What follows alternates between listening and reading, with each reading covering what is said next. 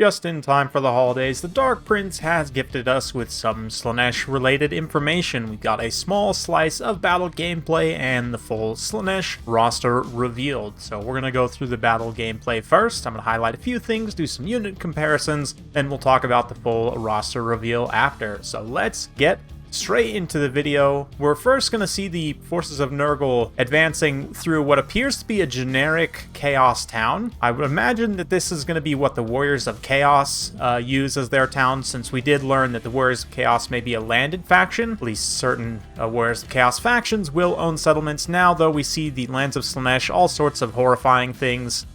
Some sexy elven statues and lots of horns and tentacles everywhere. Very horny land, as you can tell. Oh, nice elf booty statue right there. Some cheeks. And Nkari, of course. The demonettes looking fantastic. Slaanesh in general, the aesthetics are 10 out of 10. Slaaneshi Marauders with their unique models. Got some Slaanesh spawn here as well. We're going to get into some unit cards in just a moment. First, we're going to watch some of these beautiful cinematic shots, some Nurgle spawn advancing across the field. Oh, yes. And, of course, Kugath Plaguefather. So, going to be a clash of true titans here. Alright, and some of these unit cards we will have seen already. Be sure to check out my previous Nurgle versus Slaanesh video if you want to see me break down and compare, like, the Nurglings, the Demonettes, some of these units we're going to see here. Some of the first units we haven't seen before, we're going to start with Marauders of Slaanesh with spears. Yeah, it might seem a little bit generic, but there you go. A few things to note. They are poisoned, so their weapon strength is a little bit down, but they're pretty close to what we see from the Norscan Marauder Spearmen. One interesting thing to note is the Marauders of Slaanesh do have shields, whereas the Norscan Marauder Spearmen do not. I actually hope that Norscan maybe gets a shielded variant of Spearmen in the future, just as part of a rework as a nice little free ad. But anyway, they do look very similar. Otherwise, it looks like the Marauders of Slaanesh might be a little bit faster. They also have immune to psychology, which is fantastic. As a reminder, all spear and halberd units will be getting that little charge reflect as well. So the Norscan Marauder Spearmen should also gain that. They're going to hold the line here. Should trade okay against the spawn. The Soul Grinder of Slaanesh we see now here is melee only. In comparison to some of the other Soul Grinders we've seen, pretty much all the other Soul Grinders actually for the other Chaos factions have a ranged attack. This one does not, but appears to be the most potent in melee. Over 500 weapon strength with anti-large puts it, you know, in the tier of like Shaggoth, right? It has less charge bonus than a Shaggoth, but less melee defense and melee attack as well, but magic damage. Similar speed, lower leadership, but better armor, and of course also causes fear and terror. It also has a Strider, which is very interesting, a little bit of physical resistance as well, and the Slaanesh ability, which we'll talk more about in just a moment. You've also got the spawn of Slaanesh here. They're just spawn, but they pick up the Sophoric Musk that the Fiends also get. Again, we'll see more of this in just a moment. It's just a little contact effect, I believe, that reduces melee attack and melee defense, but we'll see more in a moment. The Hellscourge Marauders, of course, are the Whip Marauders. They're a little bit more defensive. They're going to charge in there. The Soul Grinder fighting.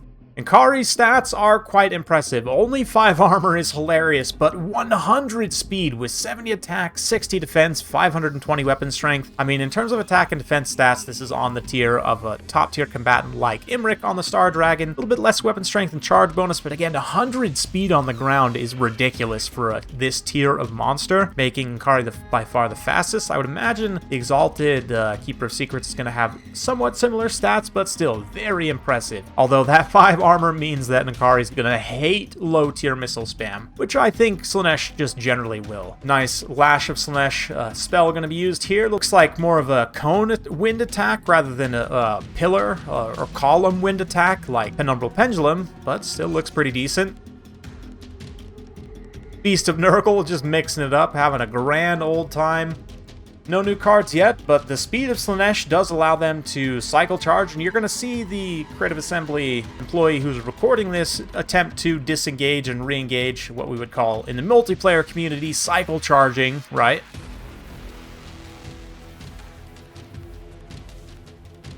Kari's definitely reveling. Looks like all sorts of reveling going on there. But anyway, Soul Grinder also looks pretty nice. It's interesting that they have no ranged attacks, it seems, whatsoever, at least Slaanesh does for the time being. Fiends are an interesting monster type. They come only in 12 in a unit, similar to Rotting Prometheans. They also don't have the best weapon strength in the world, but unlike Rotting Prometheans, they are exceptionally fast. They've got magic attacks, and again, that Sulfuric Musk contact effect, which we don't see the specifics of, but 38 charge bonus as well. As you'll see in the roster reveal, all Slaanesh units double their charge when charging into the side or rear of units, so that 38 charge bonus will actually be much faster. With the Exalted Seeker Chariot, that will go up to 150 charge bonus when charging into the side or rear of a unit. Exalted Seeker Chariot, more than double, well, yeah, double the weapon strength exactly, actually, of the Black Coach. Much better melee attack and defense. Poison damage as well. All the Seeker-related units will have poison damage. And 100 speed, making this just a ridiculously fast chariot. Very strong for single entity. Less HP than the Black Coach, though, with no access to healing. Physical resistance, but no damage resistance, charge-up ability. Anyway, just thought it was an interesting comparison between these two. The Allurus also rides the Exalted Seeker Chariot and is comparable to something like the Brashim and Laura Beasts on the chariot. Casters on these armor-piercing, in this case poison magic damage, 100 speed chariots, gonna be exceptionally strong. 80 charge bonus, also much better than the Brashim, and so the Allurus seems to be more potent.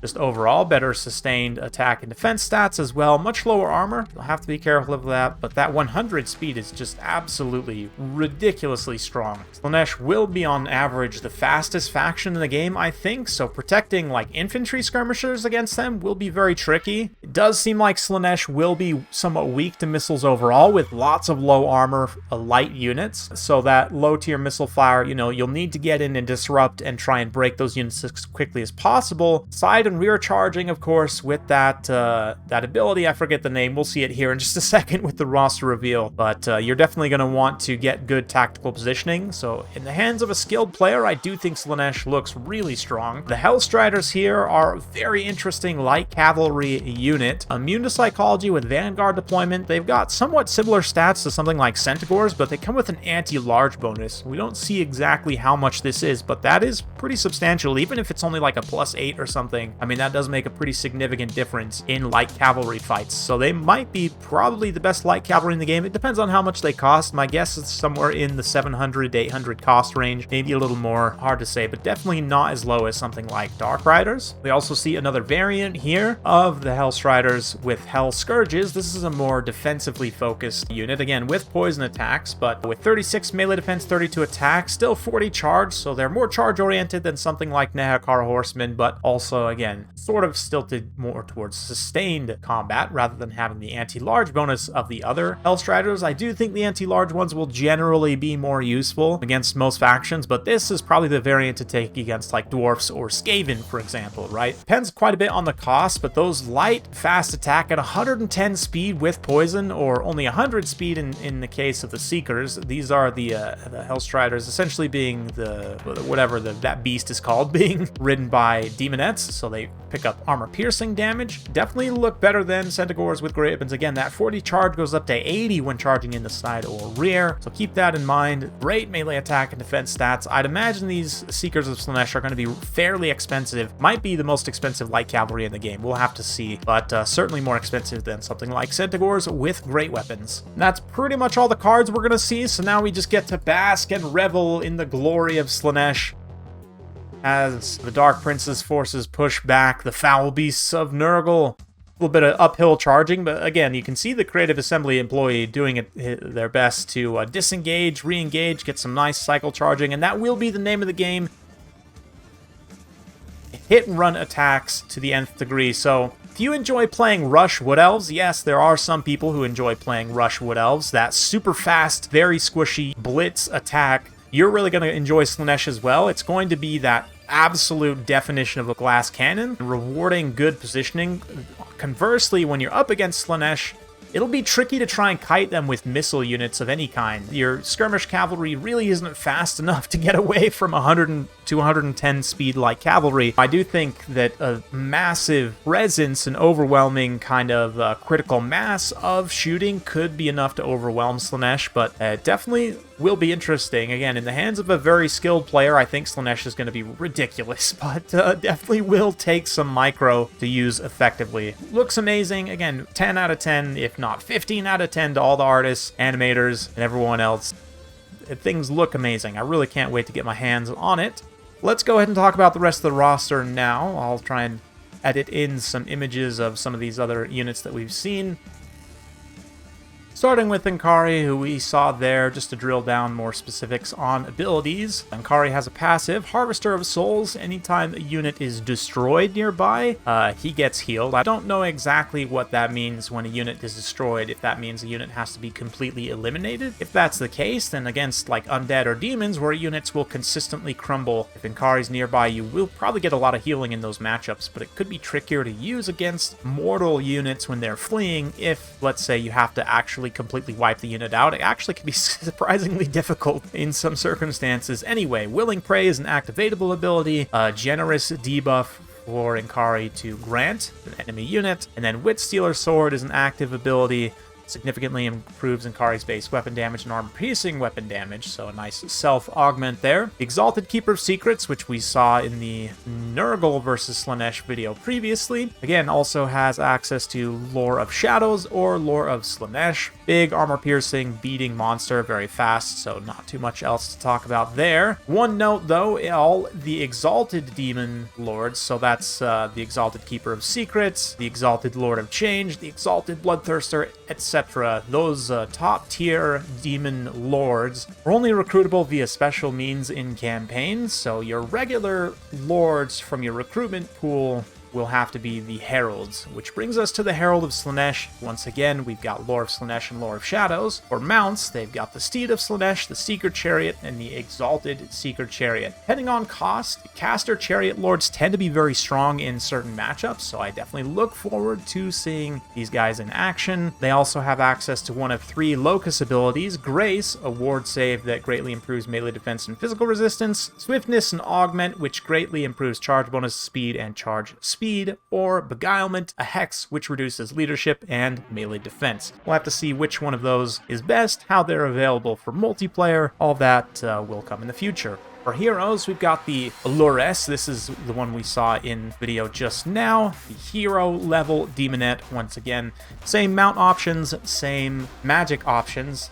as with the Herald of Slaanesh. This devastating flanker ability that all the Slaanesh units have is the one that will double the charge bonus when charging into opponent's side or rear. We'll see more about that in just a moment. The Cultist of Slaanesh, as many people had thought earlier, is an elf, appears to be an elven woman. Very cool. Doesn't look like they are spellcasters, but have access to several active abilities to further advance her battlefield prowess, including Torment Blade, Pendant of Slaanesh, Deadly Onslaught, and Gate of Slaanesh. Most of those, Pendant of Slaanesh and Deadly Onslaught, we know are self-buffs, so it does seem like she'll be a pretty potent melee combatant. Maybe a little lighter on the support abilities, and it doesn't look like any winds of magic. It does have access only to the Chaos Steed mount. Probably will be pretty powerful in campaign, but seems like they might be somewhat lackluster in battle. We'll have to see. Getting to the troops of Slaanesh, the first ones you'd probably see coming are the Seekers and the Hellstriders, and that also includes the Heartseekers, of course. The Seekers are the demonettes riding the raptor and eater things, whereas the Hellstriders are the marauders, right? We saw the spears and hell scourges there. The Seekers and then the Heartseekers are upgraded versions of, again, the demonettes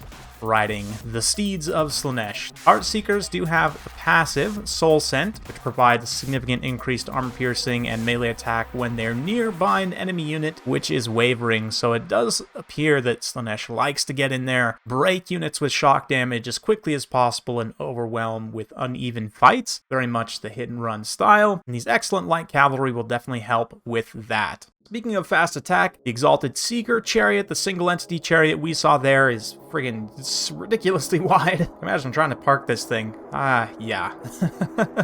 As we saw, also has poison attacks, and I didn't catch this on the unit card, but also has perfect vigor, which is very strong for a chariot. The secret chariots we also saw as a unit there. We didn't get to see their card, but these ones are not quite so wide, a little more tasteful. Can, you know, only take up 3 parking spaces instead of 15. And again, poison attacks. The Hellflayers are yet another variant of chariot. This one takes up about 7 parking spaces and has 2 sets of wheels.